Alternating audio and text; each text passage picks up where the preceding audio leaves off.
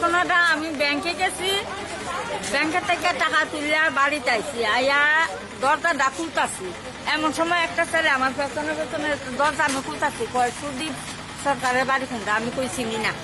আমারও কইতেছে এই বাড়ি দেখার। আমি কই এটা রায় ফ্যামিলি, আমরা বাড়ি হই।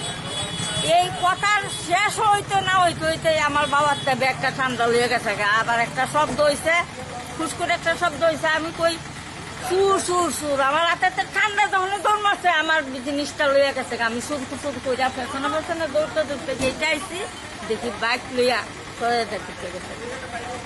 দুইটা ছেলে আসলো বাইকে। কত টাকা আসছিল? আমার ৯,৫০০ টাকা আসলো। ৫০০ টাকা দেয়, এটা ১০০ টাকা, আর এটি সবটি ৫০০ টাকা। ৯,০০০ টাকা, 18টা নোট ৫০০ টাকা। এটা কি আপনার পেনশন? আমার পেনশন।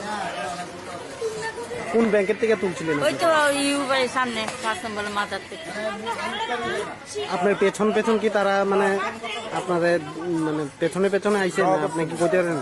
তারা আমার পেছনে পেছনে অবশ্যই আইছে। আমার তো দেখার দরকার নাই, আমি আমার ভাবে গেছি আইছি। আমার আসলে নিজে অসুস্থ তো আমি কোনো দিকে আমি লক্ষ্য তো থাকে না, করিও না, দরকারও নাই।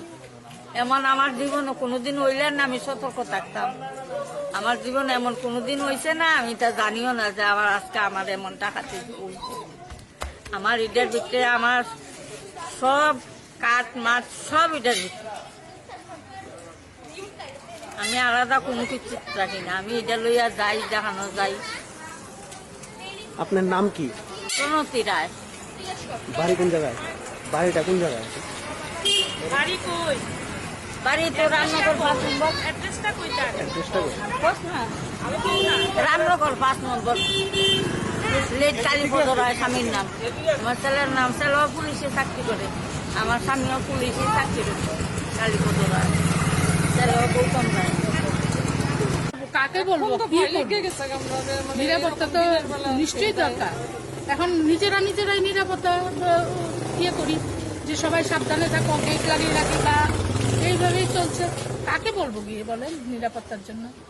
কাকে তো বলার মতো নাই। ও পুলিশকে বলি, পুলিশও তো টেস্ট পায় না, ঠিক না? পুলিশকে বললেও তো পুলিশও টেস্ট পায় না। পুলিশের অনেক অর্থনৈতিক আপনার বাইক পেট্রোলিং, মোবাইল পেট্রোলিং বেড়েছে, এই বিষয়টা নিয়ে আপনি কি বলবেন? পুলিশ তো সবসময় পেট্রোলিং বেড়ে ওনারা তো সাহায্য করেনি, যে বললে তো সাহায্য করেনি, কিন্তু চোখে দেখার মতন তো আর কাজ হয় না। তখন তো সেই সব মুভমেন্টে তো থাকে না। ওনারা থাকতেও আমরাও বলতে পারি না কখন আছে। এই যে আজকে এক্ষুনি হলো যে এই ঘটনাটা, এটা কি ছিল? পেট্রোলিং থাকলেও তো কোথায় খুঁজবো? ওনারা তো ঘুরেন, ইয়ে করেন, দেখেন সমস্যা তো, সব সমস্যায় তো সমাধান করেন ওনারাই। তো কি করবো বলেন? আর এর চেয়ে তো আর কিছু করার নাই আমাদের। আপনার বাড়িতে কি আগে এরকম হয়েছিল? বাইক নিয়ে এসেছিল কে? হ্যাঁ, আমার বাড়িতে এসেছিল, আমার ঘরে।